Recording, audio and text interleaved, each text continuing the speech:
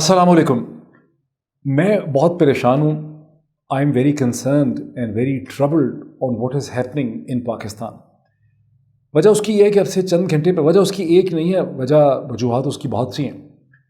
लेकिन अब से चंद घंटे पहले मैंने प्रोमिनेंट टेलीविज़न एंकर और व्लॉगर इमरान खान रियाज़ की सीरीज़ ऑफ ट्वीट्स देखी, जिसमें उन्होंने ये भी इल्ज़ाम लगाया कि उनके घर वालों को, उनके ख़ानदान को, उनकी फैमिली को हरासा किया जा रहा है, और बहुत ही गुस्से के उनके ट्वीट्स थे। मैंने इमरान खान रियाज़ को फ़ोन पे कांटेक्ट करने की भी कोशिश की, एक से ज़्यादा दफ़ा उनको, फिर मैंने टेक्स्ट भी किया, लेकिन मेरी उनसे बात नहीं हो सकी। मैं कंसर्न्ड इसलिए हूँ, मैं परेशान इसलिए हूँ, मैं ट्रबल्ड इसलिए हूँ कि इससे पहले मुझे इमरान खान रियाज़ ने बहुत ही कॉन्फिडेंस में ये बात बताई कि कैसे उनके, और अगर सुना होता मैंने, ये सिर्फ वीलॉग की बात नहीं है, मतलब एक पर्सन टू पर्सन, कि कैसे उनके घर की दीवार के करीब पंजाब पुलिस ने किसी शख्स को, जो वो समझते हैं कि कोई कॉन्विक्ट था, एक पुलिस मुकाबले में उसे हलाक किया, और एक एक करके उसको बॉडी पार्ट्स पे उन्होंने गोलियां मारी, ताकि उसकी आहो बका और चीखें जो हैं वो इमरान खान रियाज़ के घर के अंदर उनके कानों में पहुँचें। उसके बाद हम सब जानते हैं कि इमरान खान रियाज़ के पंजाब पुलिस ने असले के लाइसेंस कैंसिल कर दिए, ये कह के कि इमरान खान रियाज़ ने इनको डिस्प्ले किया है, और ग़ालिबन कॉन्फिस्केट कर लिए और ज़ब्त कर लिए। फिर अभी हम देख रहे हैं, जो इमरान खान रियाज़ के ट्वीट से पता चलता है कि पंजाब एंटी करप्शन ने इमरान खान रियाज़ को शाम को नोटिस देके कल सुबह अपने दफ्तर में बुला लिया। ये बड़ी मज़क्का खेज़, बड़ी रिडिकुलस और अजीबोगरीब सिचुएशन है। एक प्राइवेट शख्स जो एक जर्नलिस्ट है, एक प्रोमिनेंट जर्नलिस्ट है, जिसने, मुझे नहीं याद कि गुज़िश्ता चंद बरसों में कभी भी सरकार की, हुकूमत की कोई नौकरी की हो, उसने कभी पब्लिक फ़ंड्स को मैनेज किया हो, उसे कभी पब्लिक फ़ंड्स तक एक्सेस हो, वो इलेक्ट हुआ हो या सिविल सर्वेंट हो, या उसका काम हो कि वो पब्लिक के फंड्स को ख़र्चा करता हो, उसकी अकाउंटेबिलिटी हो सकती हो, अनलेस कि हम लफ्ज़ करप्शन की लीगल टर्म्स को रीडिफ़ाइन कर दें। अब अगर हम मौलवी हज़रात पे जाएंगे, मजहबी लोगों पे जाएंगे, इखलाकी लेवल पे देखेंगे, फिर तो जो लड़की किसी लड़के से किस करती है वो भी करप्ट हो गई, किसी ने किसी को गाली निकाली उसको भी आप करप्ट कह सकते हैं, किसी ने इखलाकी तौर पे बदअखलाकी कर दी है उसे भी आप करप्ट कह सकते हैं। आप ये कह सकते हैं किसी की अदब करप्ट है, किसी की शायरी करप्ट है, किसी का लिटरेचर करप्ट है, किसी का पूरा जो लिखा हुआ बयानिया है वो करप्शन में मबनी है। ये लोग करप्शन को बड़े लूज़ टर्म्स में इस्तेमाल करते हैं, लेकिन legally speaking, politically speaking, corruption के एक ख़ास स्पेसिफिक मीनिंग है, और वो एक जर्नलिस्ट के ऊपर जिसने सरकार का काम नहीं किया, जिसके पास पब्लिक फंड्स को एक्सेस नहीं है, उसके ऊपर आप करप्शन की नोटिस जो हैं वो नहीं दे सकते। किसी के टैक्स के मामलात हैं तो फेडरल बोर्ड ऑफ रेवेन्यू जो है वो उसको डील कर सकता है। सो यहाँ पे क्लियरली नज़र आता है कि इमरान खान रियाज़ को, जो एक प्रोमिनेंट जर्नलिस्ट है, व्लॉगर है, एक पब्लिक फिगर है, कमेंटेटर है, उसे हरासा करने की कोशिश की जा रही है। लेकिन क्या मैं सिर्फ इमरान खान रियाज़ द पर्सन, जो शख्स है, जो जर्नलिस्ट है, उसे डिफेंड कर रहा हूँ? नहीं, ये मामला इससे ज़्यादा गंभीर है, गहरा है और बड़ा है। इमरान खान रियाज़ कौन है, क्यों मैं उसका जिक्र कर रहा हूँ? इमरान खान रियाज़ को 3 मिलियन से ज़्यादा लोग यूट्यूब पर फॉलो करते हैं। इमरान खान रियाज़ को 3 मिलियन से ज़्यादा लोग ट्विटर के ऊपर फॉलो करते हैं, शायद फेसबुक पर भी फॉलो करते हों। और अगर आप उनकी ट्वीट्स देखें तो हर ट्वीट 10,000 15,000 दफ़ा रीट्वीट हो रहा होता है, उसकी एक रीच है। तो आप अंदाज़न हिसाब लगा सकते हैं कि हर 48 घंटे में इमरान खान रियाज़ की आवाज़ और बयानिया अंदाज़न 1 करोड़ लोगों तक पहुँच रहा है। ये 1 करोड़ लोग कौन हैं? ये वो पाकिस्तानी हैं जो पाकिस्तान के तूलू अर्ज़ में रहते हैं, पेशावर से लेके कराची तक। वो लाहौर में भी हैं, वो रावलपिंडी में भी हैं, वो मुल्तान के अंदर भी हैं, वो सक्खर के अंदर भी हैं, वो सवात में भी हैं, वो पूरे खैबर पख्तूनख्वा में हैं, वो बलूचिस्तान में हैं, वो सिंध के अंदर हैं, वो पूरे पंजाब में हैं, पूरी जीटी रोड में हैं। इसके अलावा वो पूरी दुनिया में, मुझे अंदाज़ा है कि फैले हुए हैं। वो अमेरिका में भी हैं, वो कनाडा में भी हैं, वो ऑस्ट्रेलिया में भी हैं, वो न्यूजीलैंड में भी हैं, वो बरतानिया में भी हैं, वो मुत्तहिदा अरब इमारात के अंदर हैं, वो पूरे मशरक़ वस्ता में फैले हुए हैं। इसका क्या मतलब हुआ? इसका मतलब ये हुआ कि इमरान खान रियाज़ एक आवाज़ है। इमरान खान रियाज़ इन 1 करोड़ से ज़्यादा पाकिस्तानियों की, जो हर 48 घंटे में उसको सुनते हैं, उस पर कमेंट करते हैं, उसको रद्द-ए-अमल करते हैं, उनमें से बहुत से लोग उसे पसंद करते हैं, उसके बयानिए से इत्तफ़ाक़ करते हैं। उसमें बहुत से ऐसे लोग भी होंगे जो इस बयानिए के ख़िलाफ़ रद्द-ए-अमल करते हैं, रिएक्ट करते हैं, उसे पसंद नहीं करते। बट बॉटम लाइन क्या है कि इमरान खान रियाज़ जो है वो एक आवाज़ है, वो एक वॉइस है पाकिस्तान के लोगों की, वो एक पॉइंट ऑफ व्यू को रिप्रेजेंट करता है, और उस جب آپ یہ اینٹی کرپشن کے نوٹسز دیتے ہیں، پولیس والے وہاں جا کے گولیاں چلا کے کسی کو مار ڈالتے ہیں، جب آپ اس کے خاندان کو ہراساں کرتے ہیں، اس کے اسلحے کے لائسنسز کینسل کرتے ہیں، اسے تھریٹن کرتے ہیں مختلف نمبروں سے، تو اس کا مطلب یہ ہے کہ آپ پاکستان کی ایک اوپینین کو، ایک سیکشن کو، ایک آواز کو سپریس کرنے کی کوشش کر رہے ہیں، اسے دبانے کی کوشش کر رہے ہیں۔ میں سمجھتا ہوں یہ تھنکنگ جو ہے یہ فلاڈ ہے، یہ بہت غیر دانشمندانہ ان وائز قسم کی تھنکنگ ہے۔ یہ وہ تھنکنگ ہے جو کسی شخص کی تو ہو سکتی ہے، کسی غصے میں کسی ایک آدمی کی ہو سکتی ہے، کسی عورت کی ہو سکتی ہے، لیکن یہ تھنکنگ جو ہے یہ حکومت کی نہیں ہو سکتی، یہ ریاست کی نہیں ہو سکتی، یہ اداروں کی نہیں ہو سکتی، اس لیے کہ ادارے، ریاست، حکومتیں جو ہیں وہ شخص نہیں ہیں، وہ انڈیویجول نہیں ہوتے، وہ ایک کلیکٹیو فینومینا ہوتے ہیں جس میں پلورالٹی ہوتی ہے، جس میں ڈیپتھ ہوتی ہے، جس کا ایک لانگ ٹرم ویو ہوتا ہے۔ جب آپ لانگ ٹرم ویو لیتے ہیں تو آپ نے ایک انتہائی امپورٹنٹ جو آواز ہے ایک سیکشن کی، اس کو سپریس تھوڑا کرنا ہے، آپ نے اس کو گولی تھوڑا مارنی ہے، آپ نے اس کو ختم تھوڑا کرنا ہے، آپ نے اس کو کسی ڈبے میں کسی جیل میں بند تھوڑا کرنا ہے، آپ نے اس آواز کے ساتھ نیگوشیٹ کرنا ہے، اس کے ساتھ سمجھوتا کرنا ہے، اس کے ساتھ آپ نے ایڈجسٹ کرنا ہے۔ یہ ہے جس کو ہندوستانی راجنیتی کہتے ہیں، جسے انگلش میں اسٹیٹ کرافٹ کہتے ہیں۔ تو یہ میرا پوائنٹ آف ویو ہے۔ اب میں نے جب یہ عمران خان ریاض کی یہ میں نے ٹویٹس دیکھے تو میں نے بہت سے لوگوں سے بات کی، جس میں جرنلسٹ بھی تھے سینئر، اس میں ایک سیاستدان بھی تھے، ایک سزاد سیاستدان تھے۔ میں نے انہیں کہا کہ آپ کچھ سمجھانے کی کوشش کریں، شاید میرے پاس آج اتنی ایکسیس نہیں ہے۔ میں نے بہت سے لوگوں سے بات کی تو ایک سیاستدان نے، جن کا اسٹیبلشمنٹ سے تعلق نہیں تھا، لیکن مطلب اسٹیبلشمنٹ سے وہ نہیں ہے لیکن ان کو کم از کم ایکسیس ہے، انہوں نے مجھے کہا کہ دیکھیں آپ عمران خان ریاض کو بھی یہ سمجھائیں کہ عمران خان ریاض بھی جو ہیں وہ بہت جذباتی ہو رہے ہیں۔ انہوں نے حال ہی میں جو ایک تقریر کی تھی سیمینار میں، وہ ایک جرنلسٹ کی حیثیت سے نہیں کی، ایسا لگتا تھا وہ بہت پولیٹیکلی اور ایموشنلی اس میں انوالو ہے۔ میں نے انہیں کہا کہ ٹھیک ہے، میں کوشش کروں گا۔ میں نے پھر فون بھی کیے، Imran Khan Riaz is aware of the fact کہ میں نے 2 دفعہ ان کو کال بھی کیا، میں نے ان کو ٹیکسٹ بھی کیا جب مجھے یہ کہا گیا، لیکن جو تقریر بہت ایموشنل کی اس کی وجہ بھی میں نے آپ کو وجوہات بتا دی ہیں۔ اگر کسی کے گھر کے باہر آپ لا کے کسی کو قتل کر دیں، گولیاں مار دیں، اگر آپ کسی کے گھر 10 دفعہ پولیس چلی جائے، آپ کسی کو بار بار آپ جا کے پوچھیں، اس کے گھر کی تلاشی لینا شروع کر دیں، آپ اس کا اسلحہ ضبط کر لیں، آپ بار بار اس کو میسیجز دیں، بار بار 10 15 20 کسی کے خلاف 10 FIRs کاٹ دیں، اسے اپنے گھر سے باہر وقت گزارنا پڑے، لاہور چھوڑ کے اسلام آباد میں وقت گزارنا پڑے، اسلام آباد چھوڑ کے خیبر پختونخوا میں وقت گزارنا پڑے، تو ظاہر ہے وہ شخص بھی ایک لیول آف سٹریس میں ہوگا۔ اور وہ جو تقریر تھی جس کے اوپر اس وقت غالباً ایک رد عمل ہو رہا ہے، وہ تقریر بھی اسی ایک ایموشنل ریئیکٹیو مائنڈ سیٹ سے یا اس میں سے وہ جو ہے وہ نکل سکتی ہے۔ لیکن اگر میرا آرگومنٹ دوسرا یہ بھی تھا کہ چلیں ہم یہ مان لیں کہ عمران خان ریاض جو ہیں وہ جذباتی ہو گئے، وہ ایموشنل ہو گئے، ایاز امیر تو جذباتی نہیں تھے، ایاز امیر جو ہیں وہ ایموشنل بھی نہیں تھے، اور ایاز امیر کو جس طرح سے ایک سڑک کے اوپر 6 لوگوں نے زد و کوب کیا، وہ کہاں فٹ ہوتا ہے؟ وہ بھی تو کسی ریاست، کسی حکومت، کسی ادارے کے کانڈکٹ کے اندر فٹ نہیں ہوتا۔ کسی نے بھی ہو سکتا ہے کیا ہو، ہمیں نہیں پتا وہ کس نے کیا ہے، لیکن تاثر کیا ہے، امپریشن کیا ہے؟ امپریشن تو یہی کیا ہے، نقصان کس کو ہوا الٹیمیٹلی طور پہ؟ میں نہیں سمجھتا کہ ایاز امیر صاحب کو اتنا نقصان ہوا جتنا ریاست پاکستان کو ہوا، جتنا حکومت پاکستان کو ہوا، جتنا پاکستان کے معاشرے کو ہوا۔ اس کی کیا وجہ ہے یہ بھی میں تھوڑا سا ایکسپلین کرنا چاہتا ہوں۔ یہ غالباً ایاز امیر صاحب کے حوالے سے میری تیسری ویڈیو ہوگی جس میں ایکسپلین کروں گا کہ ایاز امیر جو ہیں، پاکستان نے جو گزشتہ 25-30 برس میں کوئی 4-5 انگریزی کے کالمنسٹ پروڈیوس کیے ہیں جن کا کوئی امپیکٹ ہے، ان میں سے ایک جناب ایاز امیر صاحب ہیں، جو اس وقت 74-75 برس یا 73 برس ان کی عمر ہے، جن کے سفر کا آغاز آرم فورسز آف پاکستان سے ہوا، پھر انہوں نے سول سروسز آف پاکستان میں سرو کیا، وہ فورن آفس میں رہے، چھوڑ کے انہوں نے وہ ایک میڈیا پرسن، ایک جرنلسٹ بن گئے، جنہوں نے اپنی زور قلم سے اپنا نام بنایا، پھر انہوں نے وہ سیاست میں بھی آئے، وہ ممبر نیشنل اسمبلی بھی میرے خیال میں رہے، اور وہ ان لوگوں میں ہیں جنہوں نے، وہ ایاز امیر وہ شخص ہیں یا وہ فینومینا ہیں جنہوں نے اپنے انٹلیکٹ سے، اپنے آرگومنٹ سے پاکستان کی ریاست کے ٹیبل پہ جو سسٹم ہے اس پہ انہوں نے ایک سیٹ ارن کی، اسے کہتے ہیں earning a seat on the table, کہ ہر شخص کو اگر ٹیبل پہ ایک سیٹ چاہیے، جو شخص جو ہے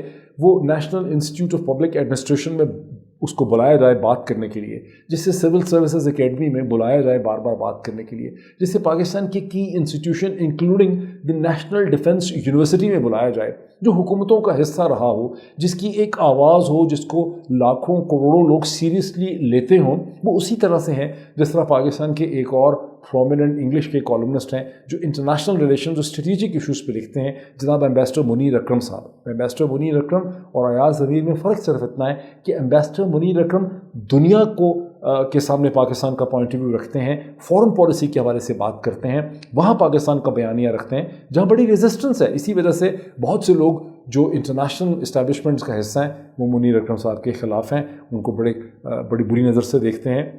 ہندوستان میں بہت سے لوگ ان سے بڑے ناراض ہیں. ایاز امیر کا فرق یہ ہے کہ وہ پاکستان کے اندرونی نظام حکومت اور نظام ریاست کے ناقد ہیں, اور لیکن that is how Ayaz Amir has earned a seat on the table. جب کوئی شخص اس لیول پہ آ جاتا ہے, جو سسٹم کا حصہ بن جاتا ہے, تو پھر وہ سسٹم کو کرٹیسائز کرنے کا ایک رائٹ اس کے پاس ہوتا ہے.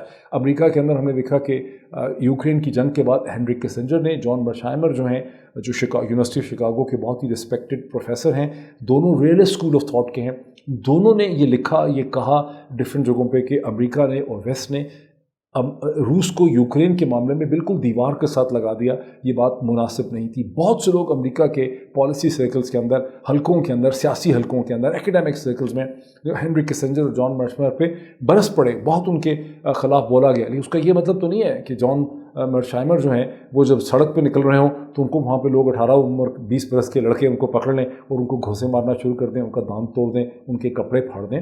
تو جو کچھ ایاز امیر کے ساتھ ہوا اور جو کچھ اس وقت اس ملک میں ہو رہا ہے, یہ انسینٹی کی نشانی ہے, یہ تو کسی پاگل پن کی نشانی ہے, یہ اسٹیبلٹی کی نشانی نہیں ہے, یہ تو قیاس کی نشانی ہے, یہ ٹربل کی نشانی ہے. ہم نے یہ فیصلہ کرنا ہے کہ کیا ہم چاہتے ہیں کہ اگر اسی طرح کے واقعات ہمارے ہاں ہوتے رہیں گے تو پھر دنیا بہت جلدی ہمیں برما کی طرح, صومالیہ کی طرح, موزمبیق کی طرح دیکھنا شروع کر دے گی. ابھی وہی لوگ مغرب کے اندر جو تالیاں بجا رہے ہیں, بہت خوش ہو رہے ہیں پاکستان کی پریزنٹ سچویشن میں, یہ ہندوستان کے اندر, کیونکہ ان کے وقتی طور پہ مفادات سرو ہو رہے ہیں. لیکن یہی ایویڈنسز کو آج سے چند مہینوں کے بعد یہ لوگ پاکستان کی ریاست کے خلاف استعمال کریں گے. اسے پریزنٹ کیا جائے گا ایز این ایویڈنس کہ یہ کتنا انسٹیبل, کتنا کیوٹک قسم کا ملک ہے, اور یہاں پہ آزادی صحافت جو ہے وہ کتنی انسیکیور ہے.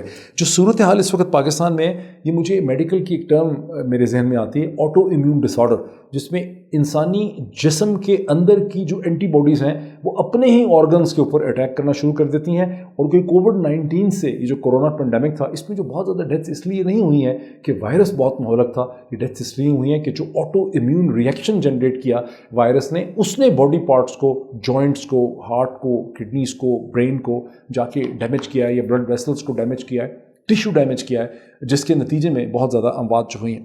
Now come to the media, کہ میڈیا جو ہے اس کے بارے میں لوگوں کو بڑی کنفیوژن ہے. آپ میں سے اکثر لوگوں نے یہ ٹرم سنی ہوگی کہ media is the fourth pillar of a state. 3 pillars کیا ہیں؟ ایک لیجسلیشن ہے, لیجسلیچر ہے, جو پارلیمنٹ ہے, جو سینٹ ہے, نیشنل اسمبلی ہے, جو قانون بناتی ہے, جو جس کو لوگ الیکٹ کرتے ہیں اور جو قانون بناتی ہے وہ لیجسلیچر ہے. ایگزیکٹو وہ پارٹ ہے حکومت کا, اسی لیجسلیشن میں سے, اسی پولیٹیکل پارٹی میں سے جو الیکشن جیت کے آتی ہے, جس کا جو امپلیمنٹ جو منسٹرز ہوتے ہیں, جو منسٹریل ٹیم ہوتی ہے, وہ ایگزیکٹو ہے, جو قوانین کو جو کہ پارلیمنٹ بناتی ہے ان کو نافذ کرتی ہے, ان کو امپلیمنٹ کرتی ہے. تیسرا پلر جو ہے وہ جوڈیشری ہے, جو ان کی تشریح کرتا ہے ان قوانین کی. جب جھگڑا پیدا ہوتا ہے, ڈسپیوٹ پیدا ہوتا ہے کہ اس قانون کی تشریح کریں, اس کو انٹرپریٹ کریں, اس کا اصل مطلب کیا ہے, تو پھر ایگزیکٹو بھی جوڈیشری کے پاس جا سکتا ہے, لیجسلیشن بھی جوڈیشری کے پاس جا سکتی ہے. جو بھی پلینٹف اور عوام ہے, جیسے کہ ابھی آپ نے دیکھا کہ پی ٹی آئی گئی تھی سپریم کورٹ کے پاس, یا پی ایم ایل کیو گئی تھی لاہور ہائی کورٹ کے پاس, تو آپ جوڈیشری کے پاس تشریح کے لیے جا سکتے ہیں. لیکن میڈیا کہاں فٹ ہوتا ہے؟ Media 4th pillar of the state ہے, جو ان تینوں پلرز آف دا اسٹیٹ کو کرٹیسائز کر سکتا ہے, ان کو ایویلیویٹ کر سکتا ہے. اس کی پاور ہی یہی ہے, اور میڈیا کا جو رول یہی ہے کہ media has to speak to the power. اسی لیے میڈیا کے خلاف اتنا رد عمل ہے, اتنا ریئیکشن ہے. اب ہر میڈیا پرسن جو ہے وہ اپنی سوچ سمجھ کے حساب سے, اپنی پالیسی کے اعتبار سے, اس کے انٹرسٹ بھی ہو سکتے ہیں, اس حوالے سے وہ اپنے پوائنٹ آف ویو کو سامنے لے کر آتا ہے. اگر کسی کو کسی میڈیا پرسن کے پوائنٹ آف ویو کے اوپر اعتراض ہے, رد عمل ہے, اسے وہ برا سمجھتے ہیں, تو آپ اپنا پوائنٹ آف ویو دیں, آپ کو کوئی روک تو نہیں رہا اپنا پوائنٹ آف ویو دینے سے. یہ تو پوائنٹ آف ویو ہیں, یہ تو وائسز ہیں. جو وائس طاقتور ہو جاتی ہے, جو لوگوں کے ساتھ ریزونیٹ کرنے لگ جاتی ہے, پاکستان میں پرابلم یہ ہے کہ جو آواز بھاری ہو گئی ہے، جو آواز ریزونیٹ کر رہی ہے، جسے کروڑوں لوگ سن رہے ہیں، اسے اس وقت سپریس کرنے کی اور دبانے کی کوشش کی جا رہی ہے. لیکن اس طرح سے جب آپ آواز کو دباتے ہیں تو نہ تو جمہوریت چل سکتی ہے، نہ وہ ریاست مستحکم رہ سکتی ہے، نہ وہ ریاست جو ہے وہ سٹیبل رہ سکتی ہے. میں سمجھتا ہوں کہ اس وقت پاکستان میں تمام جتنے طبقہ فکر ہیں، جو پاکستان کی سیاسی جماعتیں ہیں، جو پاکستان کے ایلیمنٹس آف پاور ہیں، جو کمپوننٹس ہیں جو پاکستان کو کانسٹیٹیوٹ کرتے ہیں، وہ خواہ عمران خان کی تحریک انصاف ہو، یا نواز شریف صاحب کی PMLN ہو، یا وہ زرداری صاحب کی پاکستان پیپلز پارٹی ہو، یا پاکستان کی اسٹیبلشمنٹ ہو، یا پاکستان کی اکانومی ہو، اور سب سے بڑھ کے پاکستان کے جو لوگ ہیں، جو پیپل آف پاکستان ہے، سب کو ایک سلوشن چاہیے. سب تھک گئے. یہ 5واں مہینہ ہے اس کیوس کا، اس ہیجان کا، اس ٹینشن کا، اس سٹریس کا. لوگوں کو نیندیں نہیں آ رہی ہیں. مجھے ہر بندہ یہ بتا رہا ہے کہ وہ پریشان ہے، اس کو سمجھ نہیں آ رہی. ہر شخص کو اپنی پڑی ہوئی ہے. اس پریشانی کا، اس ہیجان کا، اس ٹربولنس کا سلوشن مانگ رہے ہیں سب لوگ، انکلوڈنگ عمران خان.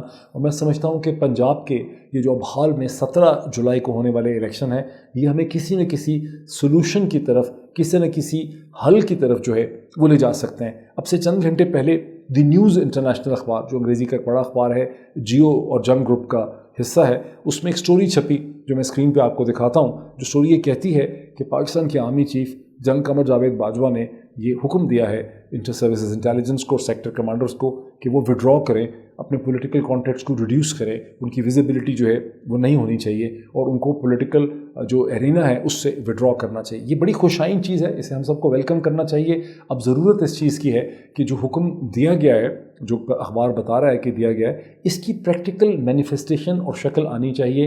اور سیکٹر کمانڈرز کا، ISI کا، انٹیلیجنس کا، اسٹیبلشمنٹ کا جو فٹ پرنٹ ہے پالیٹکس سے ہمیں وڈرا کرتا ہوا نظر آنا چاہیے. وہ وڈرا کرے گا تو لوگوں کو نظر آئے گا. وہ صرف کہنے سے، اخبار کی سٹوری سے تو وڈرا نہیں کر جائے گا، وہ نظر آئے گا وڈرا کرتا ہوا.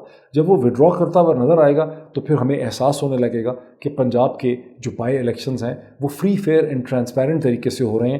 جس طرح سے پبلک اوپینین اس وقت پنجاب میں ہمیں نظر آ رہی ہے، اسی طرح سے وہ پبلک اوپینین جو ہے وہ ریفلیکٹ کرے گی. میں نے ایک سلائیڈز بنائی ہیں 2-4، میں آپ کو تھوڑا سا ایک ریویو بھی کروانا چاہتا ہوں کہ پنجاب میں چونکہ ہر دفعہ صرف حلقوں کا ذکر ہوتا ہے، 157، 156، 155، 210، اس طرح سے، تو میں ان جگہوں کے نام آپ کے سامنے رکھنا چاہتا ہوں تاکہ آپ محسوس کریں کہ یہ بائی الیکشن پنجاب میں جو 17 جولائی کو ہونے ہیں، یہ کہاں کہاں ہو رہے ہیں.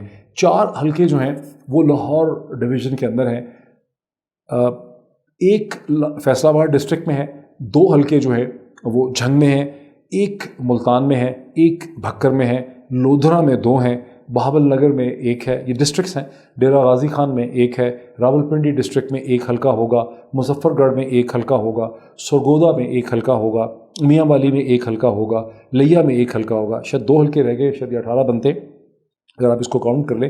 مقصد میرا یہ ہے، جو میں نے بارہا کہا، کہ ہمیں اور سب لوگوں کو محسوس کرنا چاہیے کہ یہ پریزنر نمبر 103 نہیں ہے، بلکہ یہ لوگ ہیں جہاں لاکھوں لوگ ہیں جو لاہور میں ہیں، جو فیصل آباد میں ہیں، جو جھنگ میں ہیں، جو لیا میں ہیں، جو لودھرا میں ہیں، جو ملتان میں ہیں، جو راولپنڈی میں ہیں.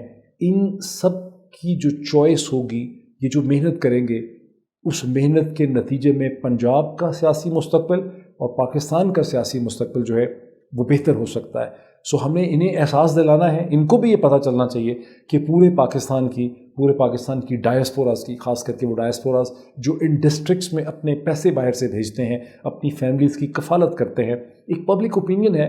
اس پبلک اوپینین کو امپیکٹ کرنا چاہیے ان حلقوں کے اوپر، تاکہ لوگوں کو احساس ہو کہ انہوں نے اپنا ووٹ بیچنا نہیں ہے، انہوں نے اپنا ووٹ غیر ذمہ داری سے استعمال نہیں کرنا، انہوں نے اپنا ووٹ نسل کی بنیاد پہ، برادری کی بنیاد پہ، خاندان کی بنیاد پہ نہیں دینا، بلکہ ایک بہتر پاکستان کی بنیاد پہ انہوں نے اپنا ووٹ دینا ہے. میرا دوسرا پوائنٹ یہ ہے اس الیکشن کے حوالے سے، میں سمجھتا ہوں کہ پرویز الہی صاحب جو ہیں وہ ہمیں ایک سلوشن جو ہے وہ پرووائڈ کر سکتے ہیں. حالانکہ پرویز الہی صاحب کے پاس جو اس وقت پنجاب اسمبلی، اس میں صرف 10 سیٹیں ہیں، اور تحریک انصاف کے پاس 25 لوگوں کو نکال دیں تو 158 سیٹیں ہیں. 25 کو ڈال دیتے تو شاید 168، 178، کوئی 183 شاید سیٹیں ان کی بن جاتی تھیں. اور PMLN کے پاس 161 ہیں، پیپلز پارٹی کے پاس 7 ہیں، پھر انڈیپینڈنٹ ہیں، پھر راہ حق پارٹی کی 1 ہے. لیکن پرویز الہی جو ہیں وہ غالباً اس اسمبلی کے اندر سب سے ایکسپیرینس اور جہاں دیدہ شخصیت ہیں. جو کم از کم 40 اگر 50 نہیں 40-45 برس سے پنجاب کی سیاست کا حصہ ہیں. وہ پنجاب کی اسمبلی کے صرف اسپیکر نہیں ہیں اس وقت بلکہ پنجاب کے چیف منسٹر رہ چکے ہیں. گجرات کی ایک بڑی سیاسی منجھی ہوئی سیاسی جماعت سے ان کا تعلق ہے. وہ ایک ایسی شخصیت ہیں جن کی سیاست پہ بھی ان کی بڑی جڑیں گہری ہیں, سیاست کی بھی بڑی انڈرسٹینڈنگ ہے, اور ان کے پاکستان کی اسٹیبلشمنٹ کے ساتھ بھی ہمیشہ ان پہ الزام لگایا گیا, لیکن یہ کوئی بہت بری بات نہیں ہے. ان کے پاکستان کی اسٹیبلشمنٹ کے ساتھ بھی بڑے پرانے دیرینہ تعلقات ہیں, ان کی ایک ریلیشن شپ آف ٹرسٹ ہے.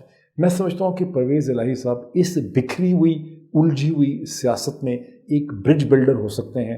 وہ ایک برج ہو سکتے ہیں جو اپوزنگ اوپینینز ہیں ان کو کسی ایک نقطے کے اوپر جو ہے پرویز الہی صاحب جو ہیں وہ لا سکتے ہیں. اس میں وہ بہت امپورٹنٹ رول پلے کر سکتے ہیں اگر سسٹم جو ہے ان کی اہمیت کو, ان کی شخصیت کو سمجھے. I think he is already 72-73 years of age, اور اس سٹیج پہ اگر ان کو ایک رول پلے کرنے کا موقع ملے تاکہ ہیل کرنے میں مدد کریں اس ملک کی سیاست کو, اس ملک کی جمہوریت کو, تو ان کا بڑا رول جو ہے اس میں ہو سکتا ہے. جو ریاست کے عمران خان صاحب کو بہت سی چیزیں سمجھنے کی ضرورت ہے, سبھی لوگوں کو سمجھنے کی ضرورت ہے. اپنی اپنی غلطیوں سے سبھی کو سیکھنا چاہیے. عمران خان صاحب کو سیکھنا ہے, نواز شریف صاحب کو سیکھنا ہے, پاکستان کی سیاسی جماعتوں کو سیکھنا ہے, پاکستان کی میڈیا کو سیکھنا ہے, پاکستان کے ریاستی جو آرگنز ہیں, جو اسٹیٹ انسٹیٹیوشنز ہیں, ان کو بھی بہت کچھ سیکھنا ہے. میں سمجھتا ہوں کہ ہمیں اپنی تاریخ سے کم از کم یہ تو سیکھنا ہے نا کہ 25 مارچ 1971 کو جو کریک ڈاؤن ہم نے ڈھاکہ میں شروع کیا, جس کریک ڈاؤن کو کرتے ہوئے ابھی بھی اور کتابوں سے لگتا ہے کہ ہمیں لگتا تھا کہ ہم صورتحال کو کنٹرول کر لیں گے, اور مہینہ 1.5 مہینہ کنٹرول ہم نے کر بھی لیا. لیکن جو کریکٹ اسیسمنٹ تھی وہ صاحبزادہ یعقوب خان کی اسیسمنٹ تھی کہ کوئی کریک ڈاؤن جو ہے وہ ہیلپ نہیں کر سکتا تھا. اس موقع پہ صرف پولیٹیکل ریکانسیلیشن ہو سکتی تھی. اگر پولیٹیکل ایڈجسٹمنٹس کی جاتی, ریکانسیلیشن کیا جاتا, پولیٹیکل سرنڈر کیا جاتا, تو اس کے بعد جو انتہائی تکلیف دہ مراحل آئے پاکستان کی تاریخ میں, ان سے ہم بچ سکتے تھے. اسی طرح کارگل جو ہے وہ اگر ہم نہ کرتے تو اس کے بعد کی جو سبسیکوینٹ پولیٹیکل ہسٹری ہے ہماری انڈیا پاکستان کی, شاید ہم اس کے نتائج سے ہم بچ سکتے تھے.